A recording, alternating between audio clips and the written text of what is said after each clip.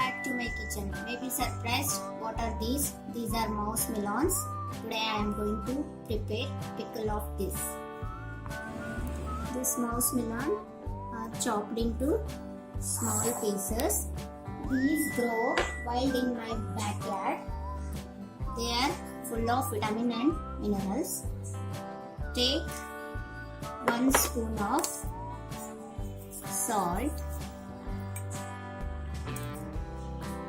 half spoon of asafoetida or hing,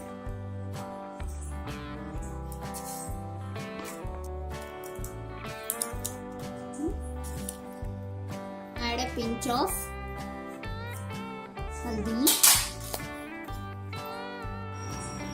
add 2 tablespoons of lal mirch powder and then temper with oil. Mix it well. These can lower the risk of heart diseases, stroke and cancer. In Kannada, these are known as mekkekai. These are of sour taste, little bit tangy. And my mekkekai pickle is over. Have a taste of this. Please do like, share and subscribe my channel. See you next time.